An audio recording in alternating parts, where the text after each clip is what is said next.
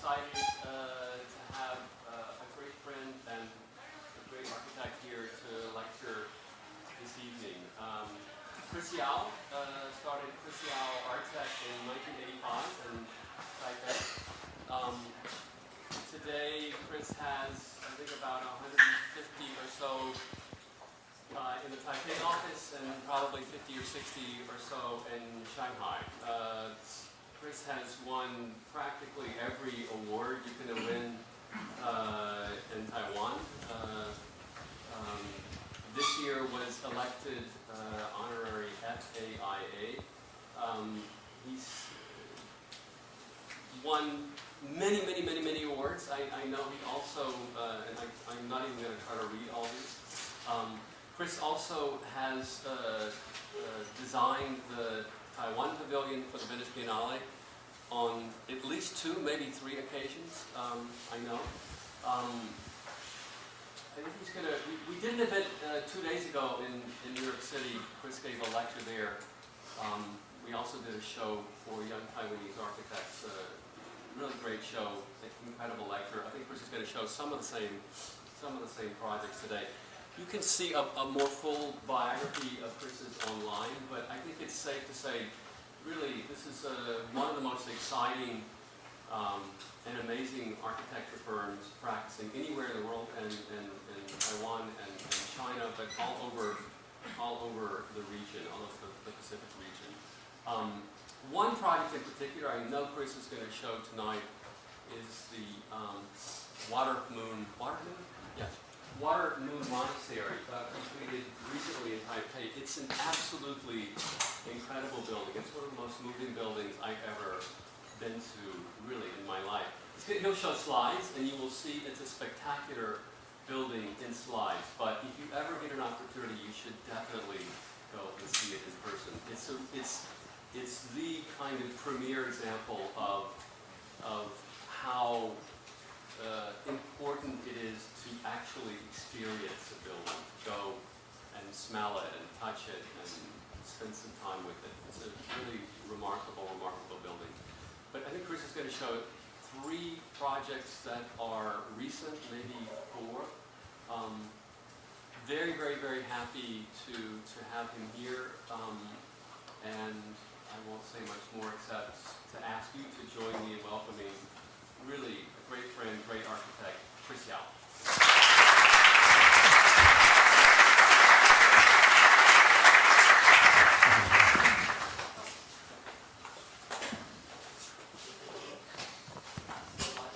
Thank you, Michael.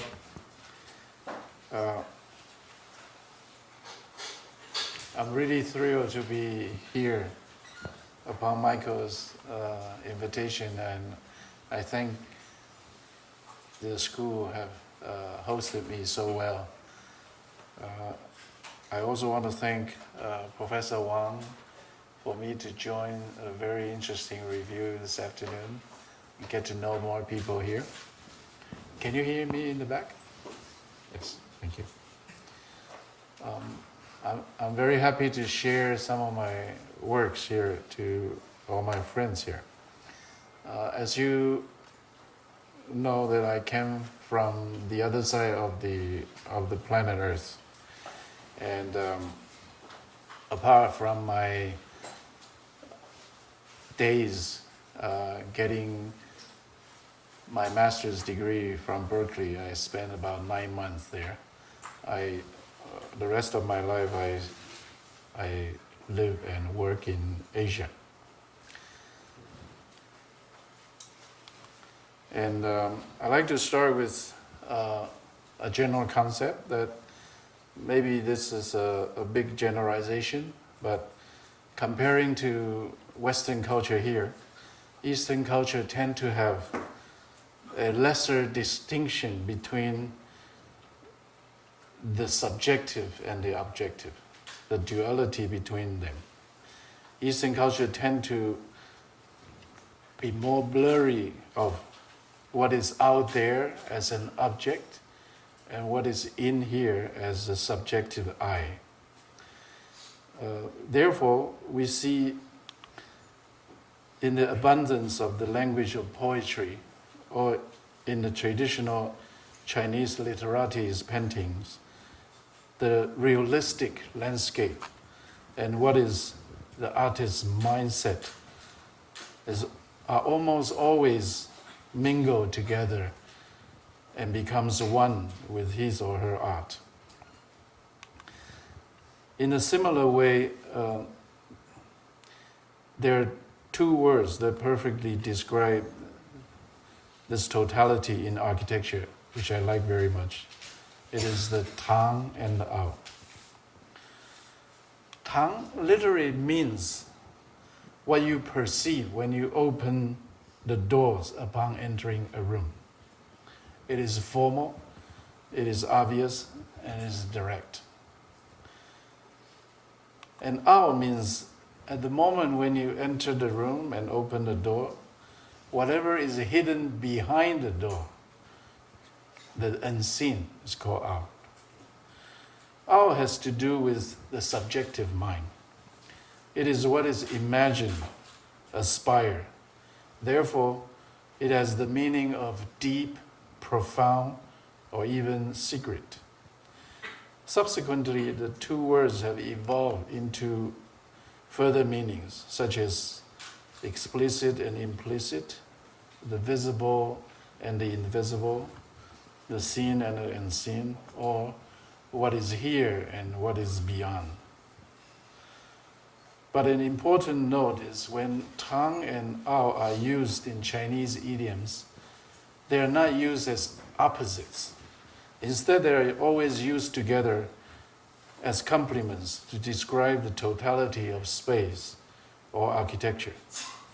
The objective and the subjective are not separated.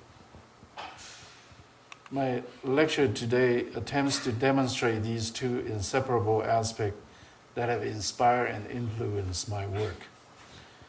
The fascinating thing about architecture for me, as architects, we can only use the tangible, visible materials like concrete, brick, or wood, and their interactions with the specific sites, terrains, natural surroundings, culture, arts and crafts, or even the spirituality to construct the Tang.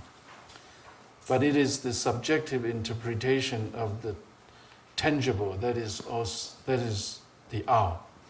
This way, each piece of architecture can complete the totality of Tang and Ao, or Tang Ao in Chinese.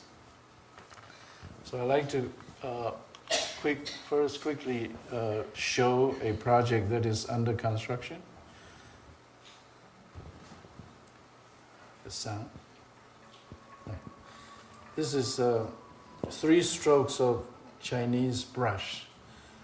One thick pen.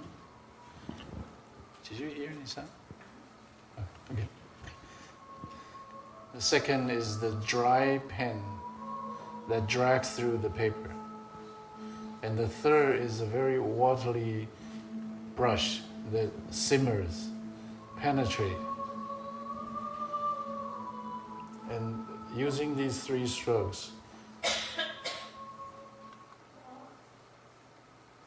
as a base, this is the design for the new Palace Museum that is under construction at the moment. And the first stroke is the curation and the exhibition space. The second stroke is all the public space and offices. And the third stroke actually starts from a bridge sloping up into the courtyard and then penetrate the whole site.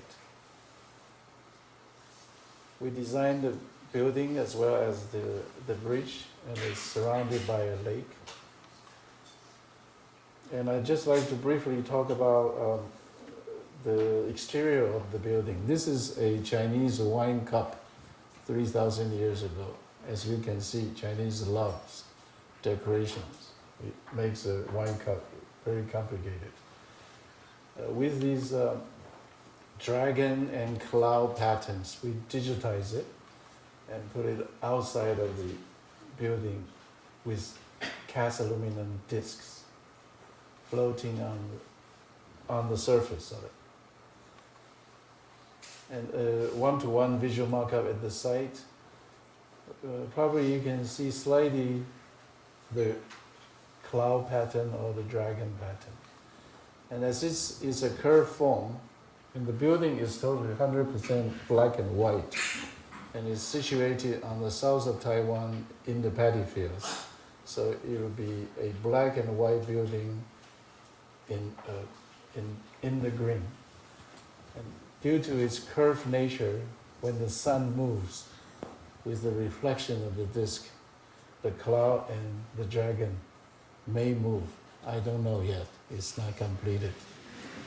These are the pictures taken, I guess, a couple of months ago, with all the structure coming up. And this is where the third brush penetrate the building and the courtyard inside.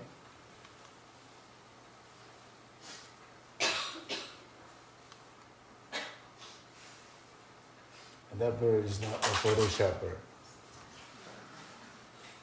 So from the roof, we can see the three brushes connects to the bridge.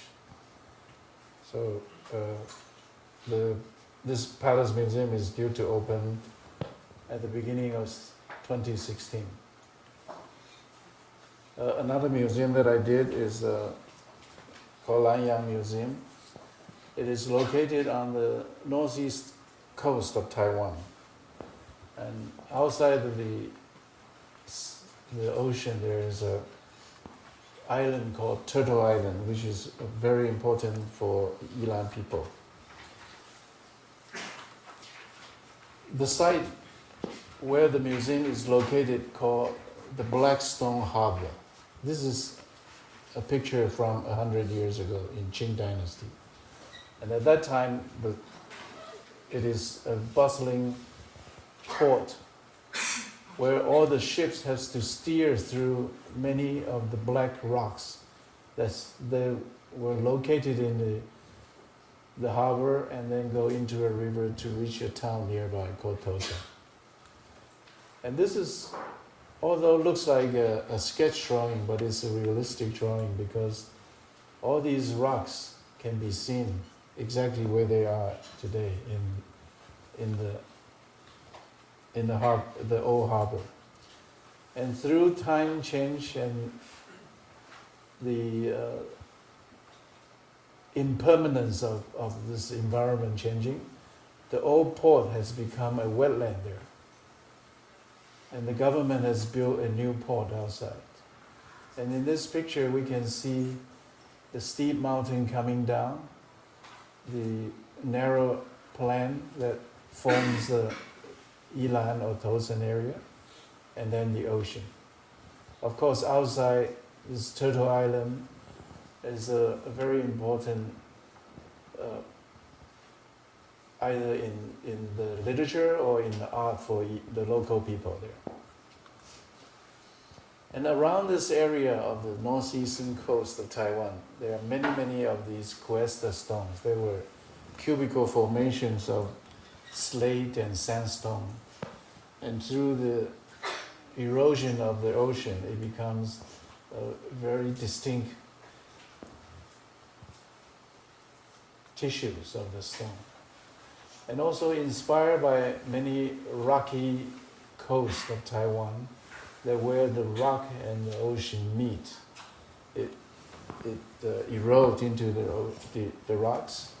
We came up with this diagram or this design as the museum, where the solid part are the exhibition area or curation area, and where the glass or the void parts are the public lobbies or cafes, etc. And with this form, we incorporate with the museum's exhibition theme of expressing the Yilan's natural history with mountain, plain, and ocean. And also the building echoes with the Turtle Island. So that's a section through the main exhibition area of three main themes inside. And the model showing the project.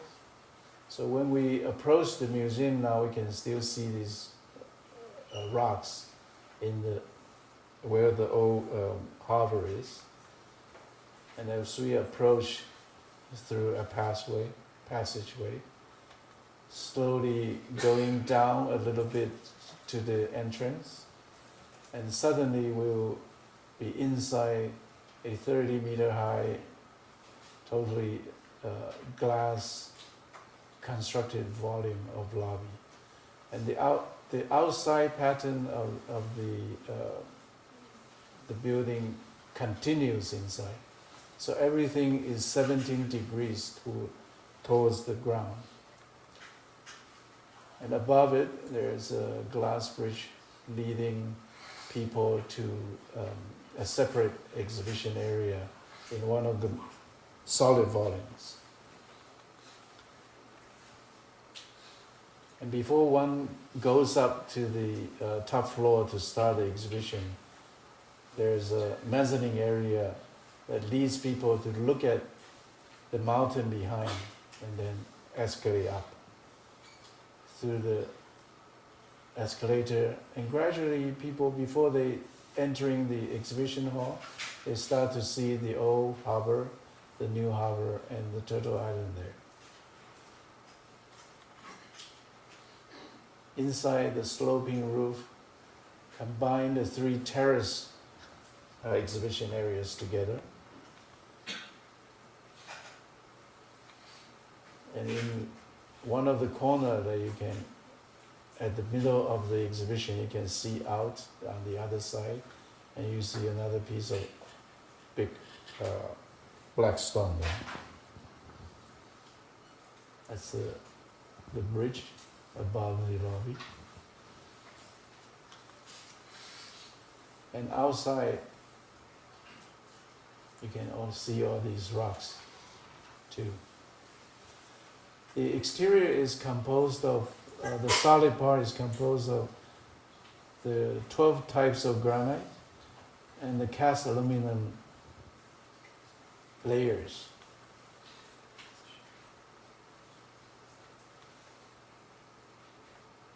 Many these cast aluminum the panels, I personally did the design in the factory. There are altogether 100 types of cast aluminum panels. And at the very tip of the museum, where everything starts, I guess, is from this piece of stone. And it rises to 30-meter high. That's the biggest piece of black stone on site. And the grain on the Cuesta stone echoes with the building echoes with the Cuesta stone grain. Ilan is an area that has many. Is it okay?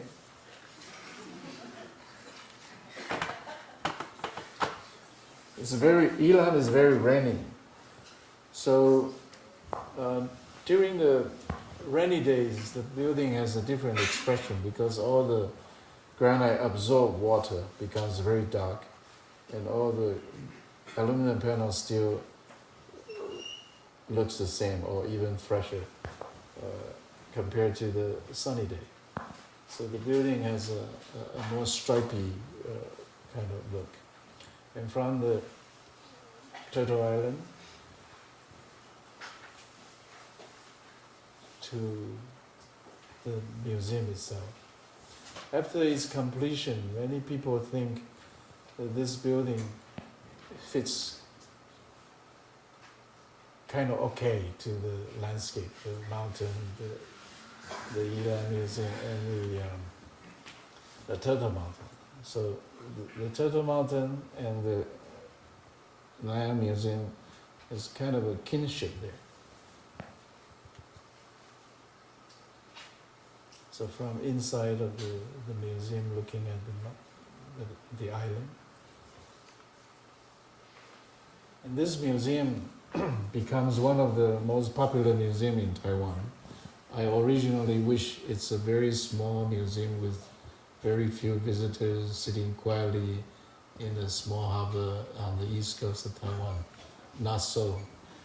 4 years has passed. It has become the only museum that balanced the budget just with the tickets they sold. And many people who loves photography take many pictures. This is from the early morning, the daytime. This is not a Photoshop. The wetland, the rock, and the mountain.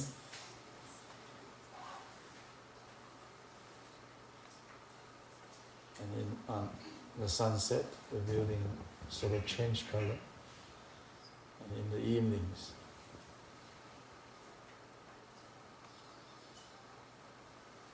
Next, I'd like to bring everybody to China, Wuzhen.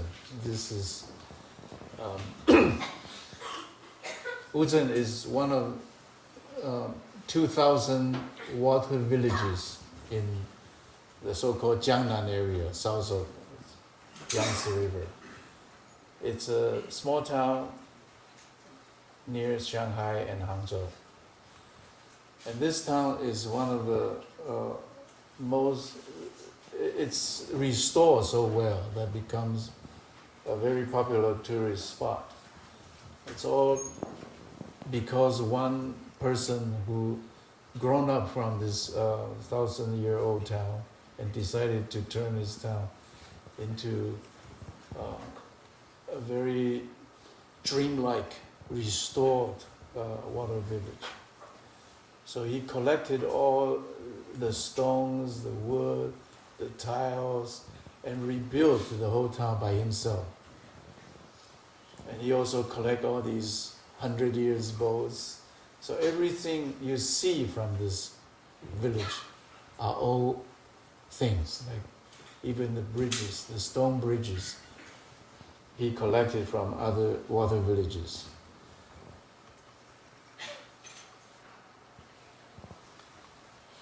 And although this town has become one of the most popular sites, he wasn't happy about this. He decided that he will make this town a center for theater festival, similar to Avignon or Edinburgh in Europe.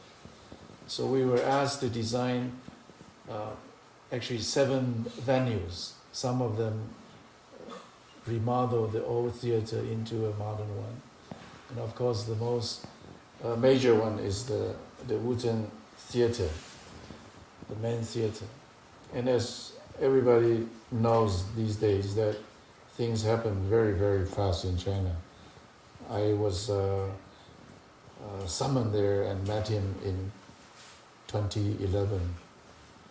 And in 3 years, we had to finish the design, finish the construction documents, the building got built, equipment got installed, and the theater festivals started last year.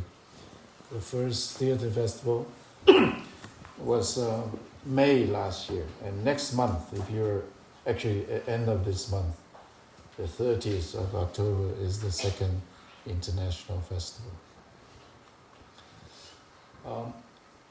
Inspired by a local so-called twin lotus, we designed this theater. This is our first sketch model. At that time, I think the biggest challenge for me is how to design a modern theater, actually 2 theaters, with all the modern flight tower equipments and all that, to fit into a 2 to 3 story ancient little town.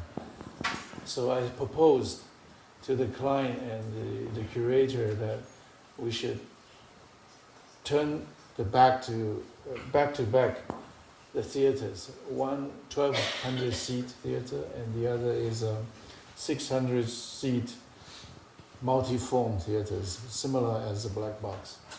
So we can share the stage area and also lower the building at the end to meet the town. So the plan looks like twin eggs with two shells and two yolks, and you can connect them together. And it turned out to be very useful for theater festival because the experimental nature of all kinds of creative plays. It could be turned into one, or it could be turned into many different layouts.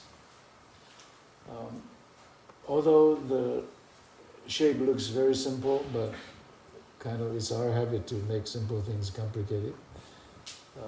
The glass volume, the glass side, actually every structure is tilted in different angle and rise in different height. So it's from tilted out, slowly becomes tilted in. And on the solid part, also the foam is very complicated. So we make these models to show that this one piece of window is actually not a two-dimensional thing. So every piece of glass has to turn 4 degrees to complete the foam. Therefore, every piece of wooden grill is different. And because this Mr. Chen, the owner, has stored so many old materials, so I used almost all his old wood to construct these wood grills. And this is a picture before it was completed. And this is when it's completed.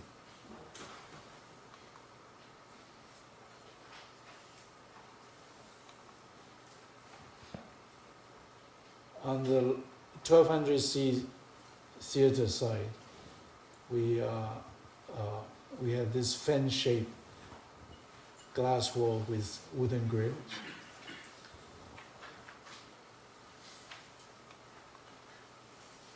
You can see all the nail holes because these are all old wood. And on the solid part, it is construction with the oversized brick they used to construct city walls in China.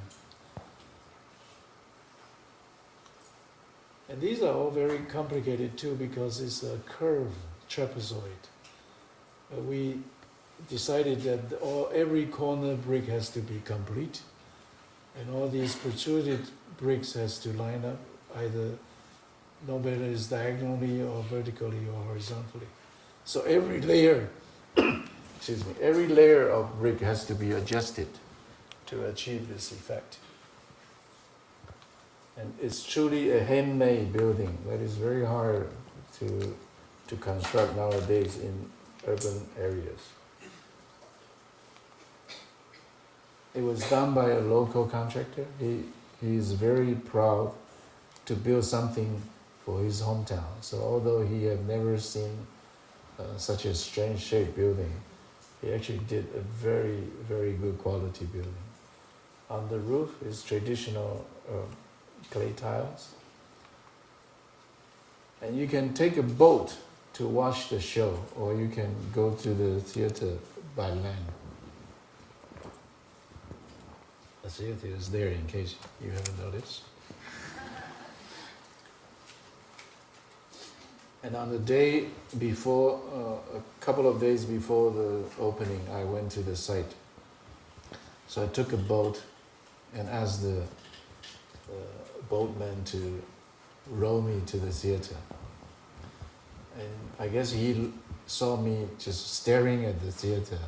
He thought that I would be very interested to know how the building is designed. So he started to explain to me, Mister, do you know how this building is conceived? I said, I don't know. Tell me.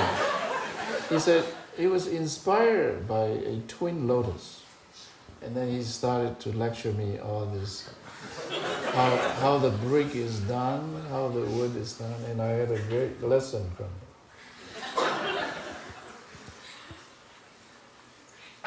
Inside the 1200 seat theater, the proscenium theater, the lobby or the egg yolk is clad with gold foil. And the water reflects on the ceiling. Actually, if this is a film, you can see this movie. And because it's facing west, so before the play starts, the sun will come into the space. And this is a picture of the gold foil, the brick, and the grill together. Locally, there is a tradition of this blue dye fabric. So we use the design for the acoustic panels on the wall. And the other multiform theater is in red, and its lobby is clad in silver foil with these 1 meter thick walls. And inside, of course, is not brick, it's wood. So after it's completed, if you look from the town, you can see basically all the materials are the same. But in fact, it is not, because the brick is bigger, much bigger than the traditional brick, and the wood grill is also not the same size as the old residential grill. But there is an optical illusion that everything seems to be connected. In the early morning, when it's very quiet, in the daytime, and in the evening when the theater starts, the gold and the silver color sips out through the lobby.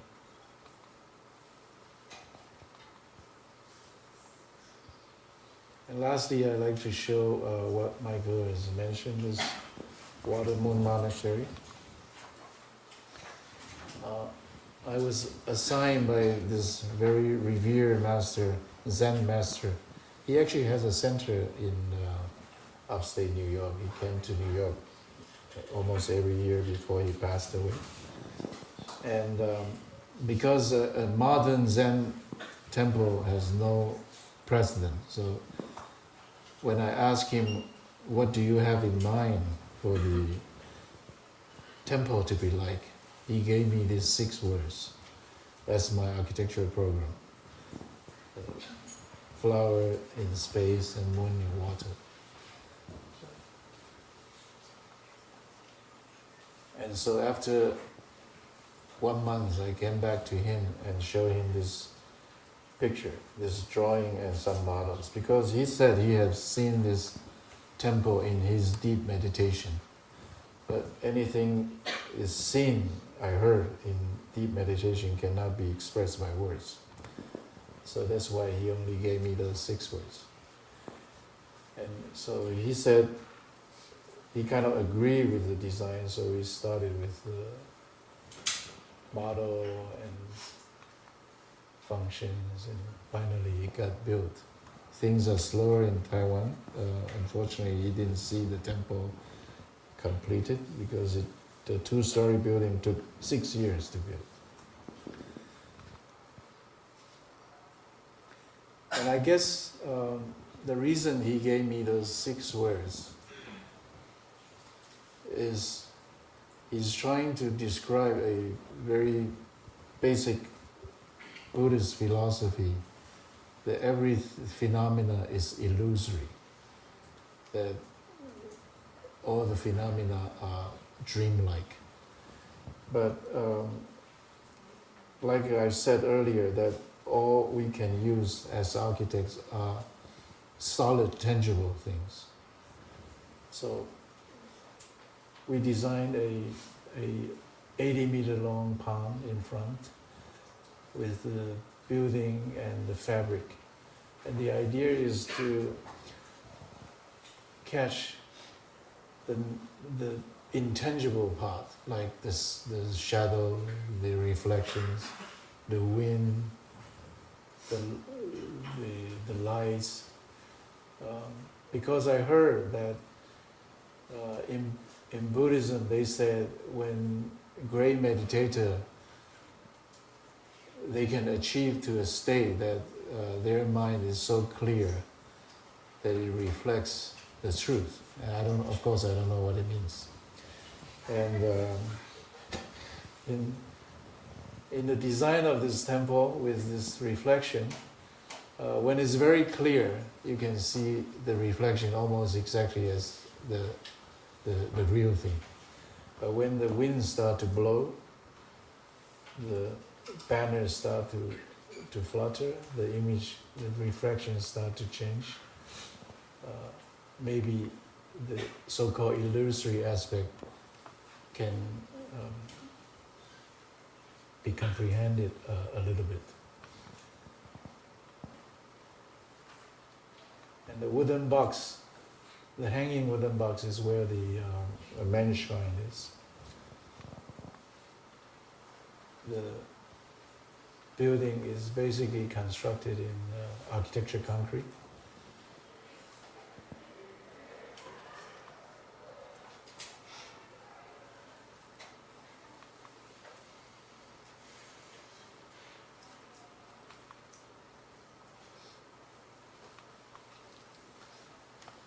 The other thing in the design of the building is from these Chinese Buddhist sutras.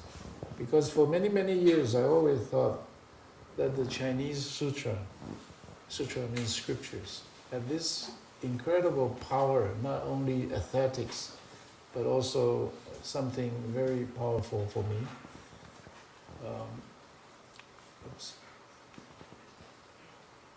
That extrude from this traditional layout of the sutra. So I decided to cast the two most important Zen sutra on the exterior of the building, cast into the concrete walls. So this is what we have done to test, and it's workable. Many people thought I'm crazy to do this because one of the sutra is 262 words. That's easier.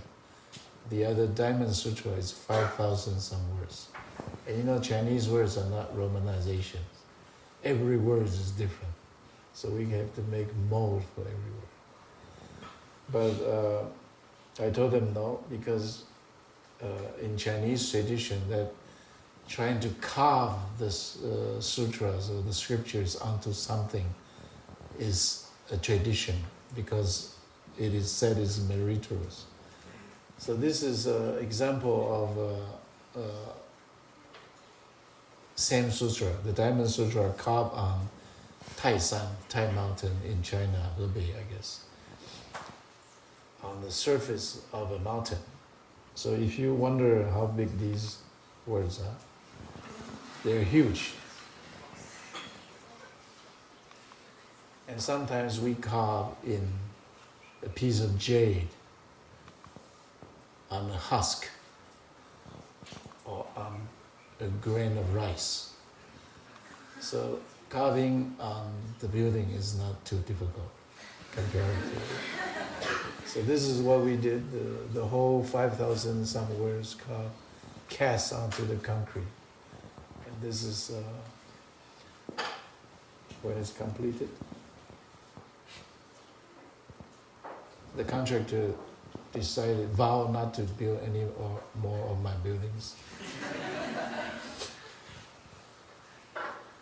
And behind this are the nuns' quarter, where they live. So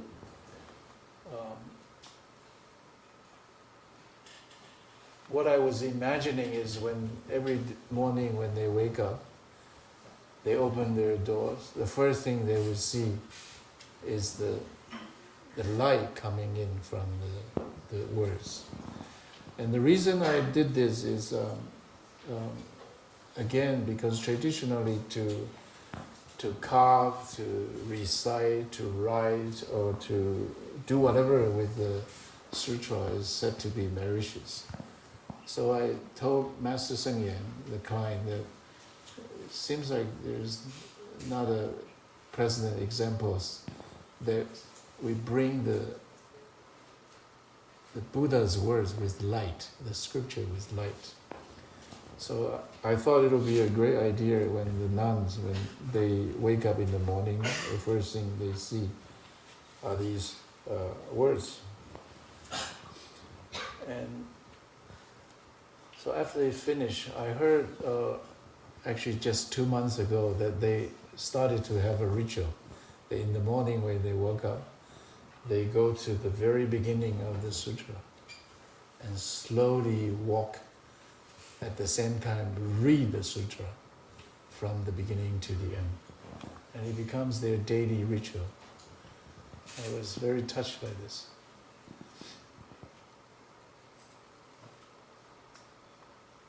And for the main shrine itself, it's facing west, so we cast the Heart Sutra, 200 some words, onto the west wall. During the design phase, when I show this picture to people, I actually wonder myself whether this will be at all true, that these words will really show on the floor, on the wall, and in the column. I was not quite sure. And when it's finished, it actually does. When the sun is on the west side, it casts the words to the wall, to the floor, and to these columns. And it's quite clear that these characters actually shows.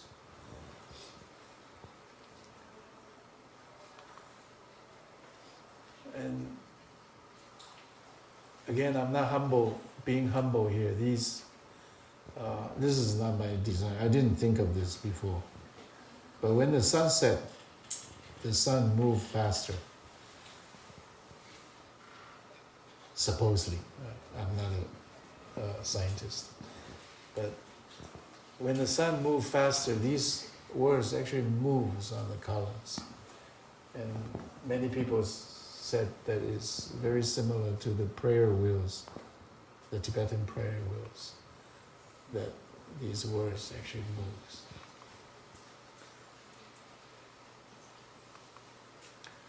And the shrine is very simple, strip of any traditional Buddhist symbols, just the light coming in and reflects onto the glass. The place has become an attraction. Nuns complain to me that there are too many people visiting. But I think the monastery achieved what Master Sheng Yen has originally envisioned, that he liked to have a temple that by people, just by being there, their mind will change, their mindset or their atmosphere will change. It is true that many people came here, thought that this place is very tranquil. Many people, as soon as they come in, they just automatically sit down by the water and just enjoy or immerse by the quiet and tranquil atmosphere of the temple.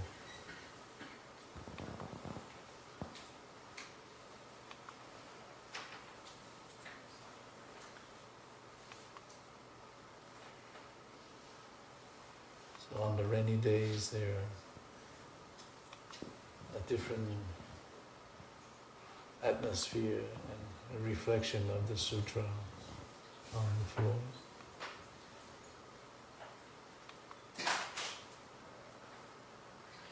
And some people send me these pictures, said this Heart Sutra is on the sky. It's actually reflected onto the sky, or Buddha statues are in the sky. And in the evening, the floating cube, the shrine, becomes more visible. On one side, there is a passageway leading to the shrine.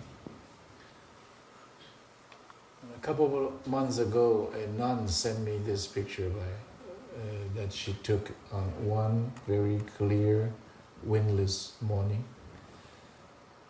And upon seeing this, I almost have a glimpse that how a great meditator's mind can be. The reflection is so clear that I guess it's kind of possible to have the hard to tell whether this is a reflection or is the true building itself. Thank you very much.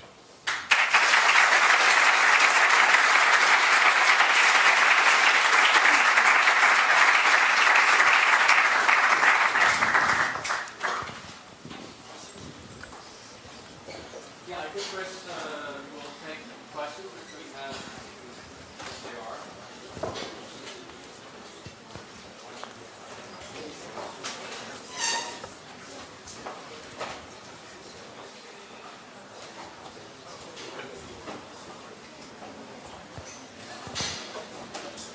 I'll try to answer a question, although it's my 6 a.m. in the morning. Yeah. Yeah. Please. Thank you for the lecture for showing the work. Sorry. You need a microphone? I don't want to. So, it struck me how different your processes are in terms of their approach to design to that which I'm used to. That's interesting to me, and particularly this description at the beginning of the tang and the Yeah. and something that it occurred to me that would be interesting to ask you about is, let's say, two words or a false binary perhaps, but something that's obsessed Western culture I think, for a reasonable amount of time, which is to do with literality and abstraction. And I wonder whether those words had any purchase on your design approach to design, or whether you believe that's an example, as it were, of the West's fascination with the binary and actually with something much more basic at stake in your work that wouldn't be discovered or wouldn't be illuminated by succumbing to literal versus an abstract view of it. Okay.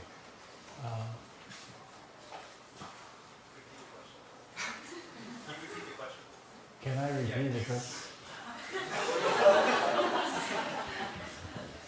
Actually, I'm sorry, apology for my English, but I'm not sure whether I understood it completely. Yeah. Are you saying the Western thinking of realistic versus the... Whether I would use the term realistic, I guess the term, I'm trying to help me out with the term.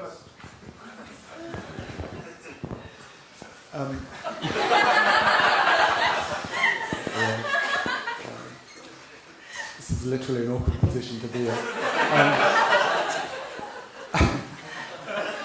I think there seems to be a delightful sort of comfort in drawing inspiration from the world around for situating a building within context, and for a sort of slow appreciation of its material qualities, its formal qualities, and that's something to work. I think it's worth the West sort of considering. It seems to be something which may have become lost in an obsession to produce abstraction in architecture, but obviously that's a word which perhaps we borrowed from art discourse. And it's not a word you used, and perhaps it's a difficult word to describe within the sort of frame of reference that you established. Does that help or hinder? Thank you. I think I've found that, as what I have said at the beginning, that the Eastern culture, the Chinese culture, and I think also Indian culture too, has this tendency of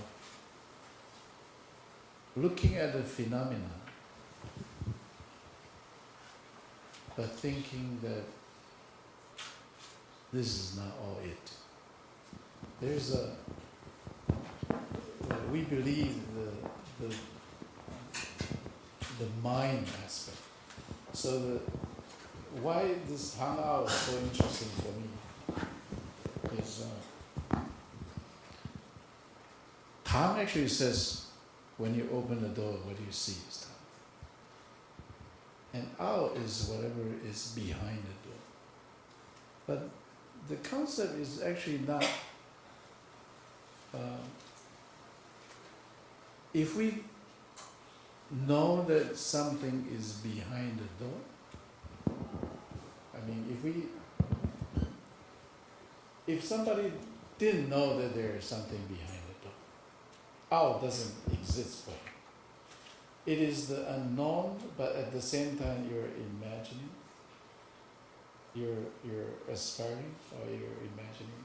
That it's called out. So it's like a Zen saying that something, if you utter it or if you describe it, it is not anymore. So I think this mixing of objectivity and subjectivity is very special in Eastern culture. Of course, these days, because of globalization and Western domination, the people don't trust or don't believe in this thing. But for me personally, I think the important thing is not to establish a theory or whatever. The most important thing for me, because I always say I'm an old school architect. For somebody who, as an architect, as a creator or designer or something, the most important thing is that moment when I have a pen, I have a blank piece of paper, and how I face myself, or how my mind is, that something will come out from this so-called design. And it is at these moments that trusting the intuition is so important. Because for me, there is nothing that is truly out there.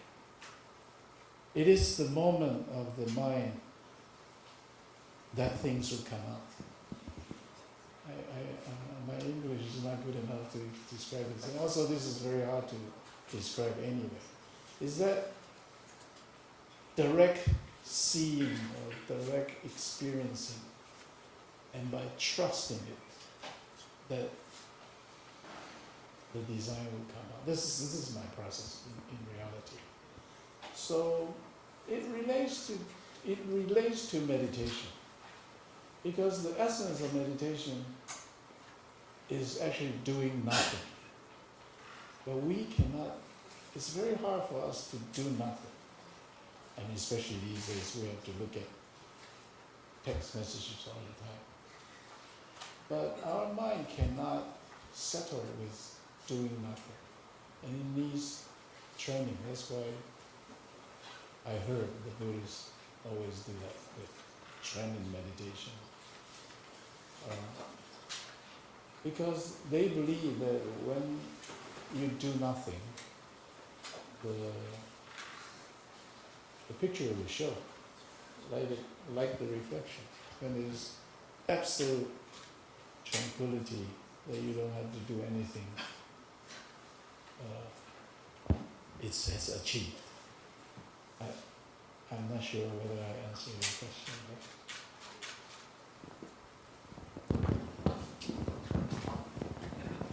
All the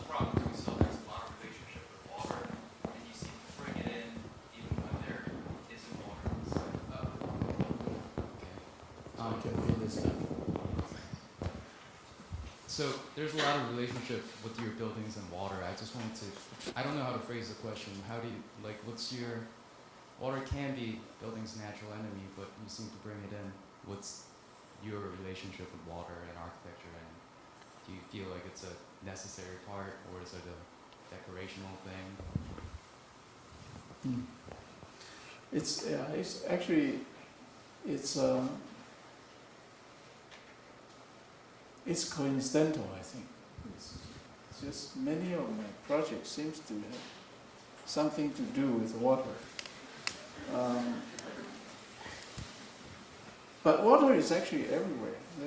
There's a project that I didn't show that is under construction now. It's a retreat center in Wuzhen. And I'll try to describe it. It's the day I went there, because I delayed for a long time, the client, finally I got there and they said, oh, Mr. Yao, the whole mountain of apricot tree blossomed for you. And I was, oh. But when I went there, it's really the whole valley of apricots just blossomed. And you know, maybe some of you know Wuzhen. Wuzhen has no water, right? It's very dry. But the fact that you see the row of apricot tree, you know there's water underneath. And so I designed around that row of apricot tree. You know, just water is something moving. It gives life. So I guess it's everywhere. But I have to test it if I get a project in the desert. Abu Dhabi or somewhere. But they put water in there. They put a lot of water. But water is very important. Water is where you cannot build. And that's crucial.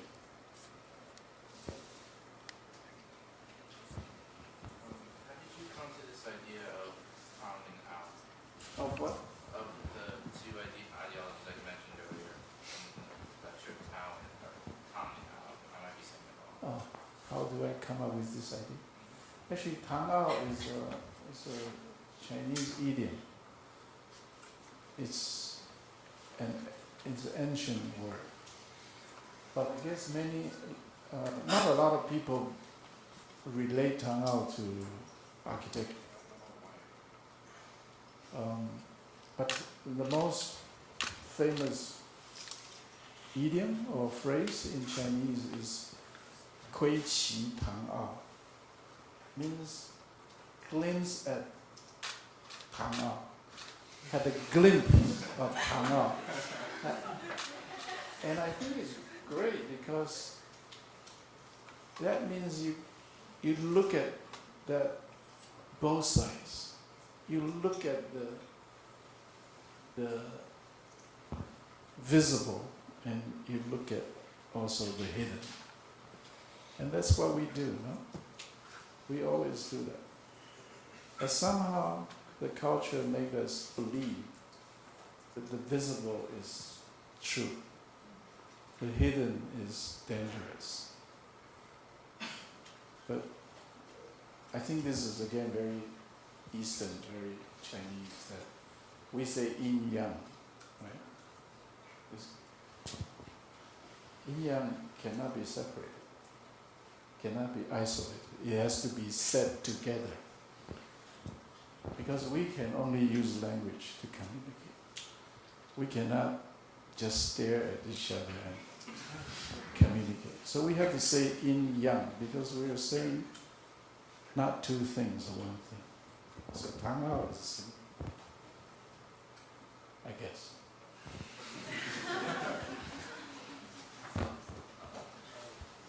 Me and my classmates just curious about this part of your building. Is that the Oh, why is not symmetrical? Is it? the temple. Platform? Yeah. Oh, why do I have this? What is the function? It's a bad design, I guess. In reality, it's many scholars, including some friends from China, came to see the temple and said, when they tried to be polite, they said, "Oh, this is very special because it's what do you say, double bed, 双开间, double bed." Because the Chinese temple traditionally are single bed, singular, 5 or 7. Odd number, yeah. And I have even number. And the polite ones say, "Oh, this is a special design." But they, behind my back, they say, "This guy, Kris, didn't know what the temple should be like." But I think the first answer your question, why is that there? Because the shrine itself, they want to accommodate a lot of people. But I want to build the building smaller and also the codes and all that. So that's all we can build. So we have a mezzanine. Remember that when the light comes into the round columns, there's a mezzanine. And that mezzanine linked to the nuns' quarters, so they can come out directly, and sometimes in ceremonies they sit on top.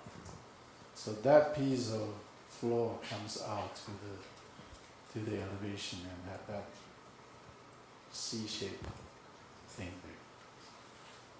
What I was saying? Oh, yeah.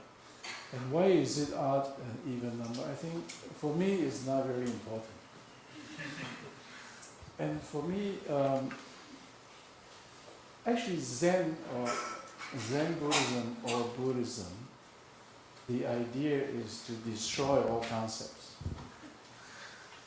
And destroying all concepts is dangerous. It leaves us no railings, nothing to hold on to. And this comes back to what I answered this gentleman, that honest moment when the designer faces blank piece of paper. It's giving up the railings is the most challenging.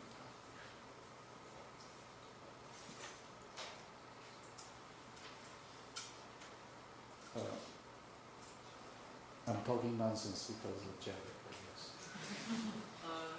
Actually, after go through some of the projects we presented today, I found very interesting on those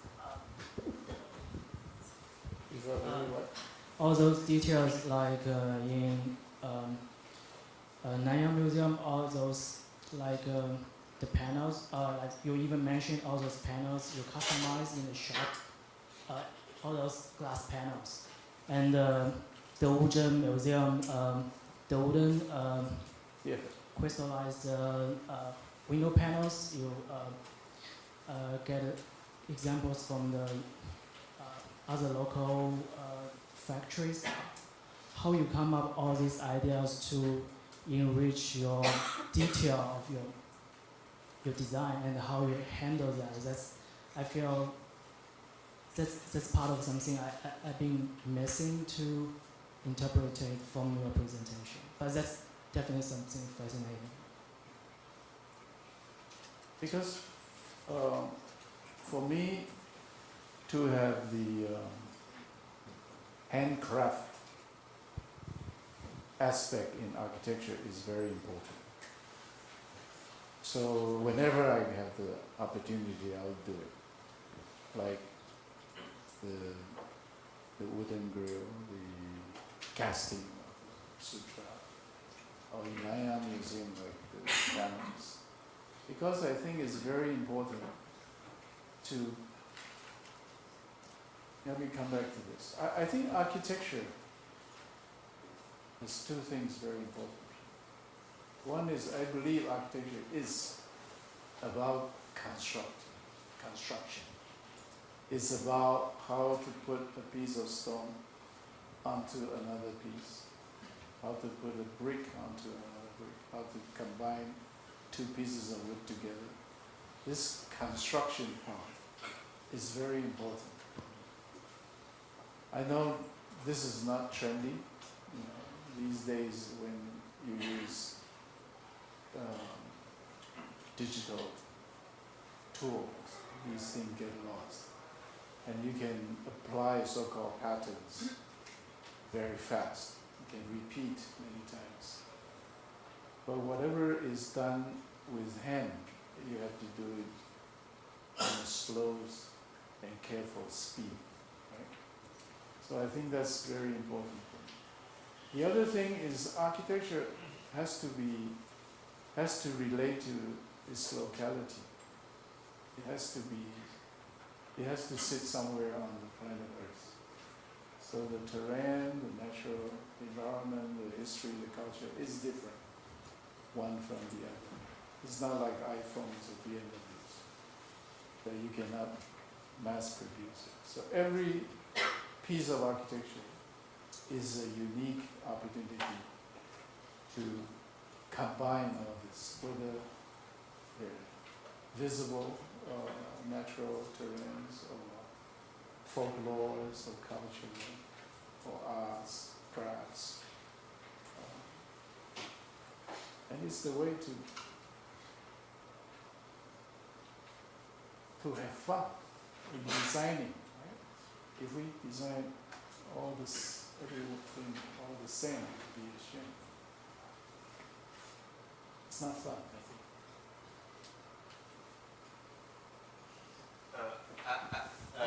Thank you again for the lecture, because I listened to the lecture twice. I mean, it's different, very different. I mean, from Sunday. Also, thanks again to come to my midterm review. And if you just passing by, maybe you have heard very interesting comments. It's fascinating, and also you're very humble to give a really interesting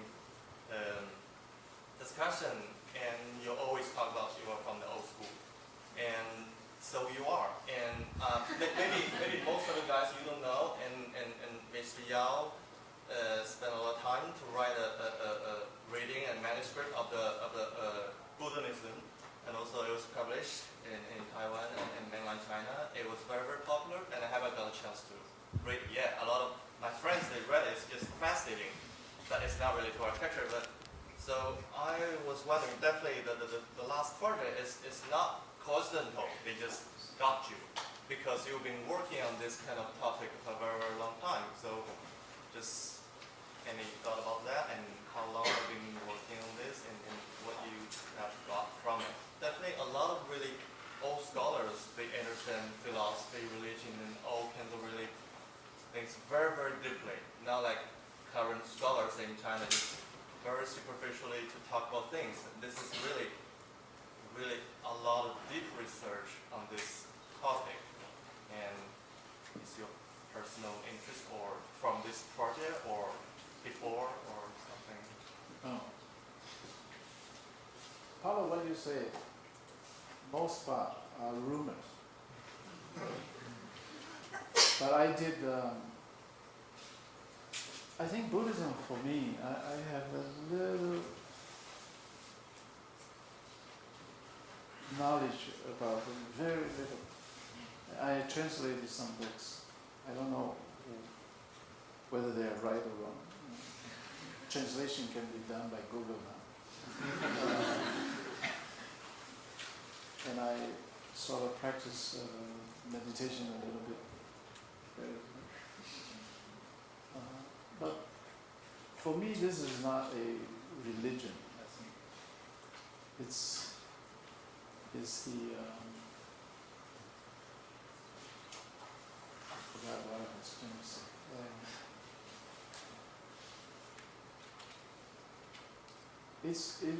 It's basically a training of mind. It's an exercise.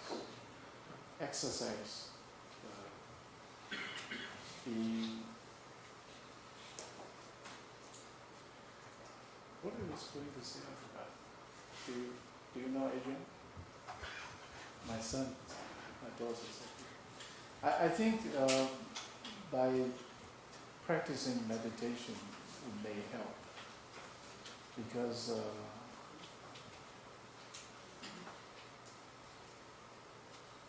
A lot of things can come from emptiness, nothingness. a lot of things, it's easier to do things by not putting effort. When I recall my younger days, design is takes a lot of effort. Takes a lot of thinking, effort, analyzing, denying. But when I get older, I have less energy, and when you have less effort, actually things come out easier. I shouldn't tell this to the students.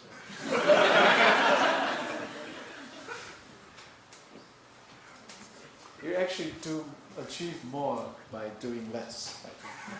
That's the secret of meditation. Maybe one, yeah. Did you do the landscape part of your project? Because I noticed that in your Monastery project, there was a rock. There was a rock that intersect on the stair. Do you think it adds something to your design or destroy your integrity? And why is it shown and why is it not hidden? About the Yeah, I did the landscape design, and I moved those 7 rocks from mountain. But you can see from the model, the 7 rocks were there on the model already. So it's intentional. And I actually, halfway through the monastery is being built. Unfortunately, Master Sengyan passed away. And after that, I have a hard time to convince all the other monks and nuns. Many things, like, why do you carve all these 5,000 words? And one of them that I cannot convince them is, why do you move big rocks to the plaza? It's supposed to be an open space, and why do you move rocks onto? But finally, why do you put fabric outside of the building? It's useless. But finally, I got convinced them. And I think many things in architecture are valuable because they are useless. Useless things are very important.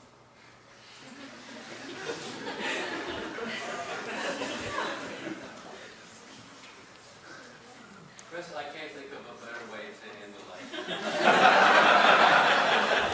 Thank you again, Kris Yao.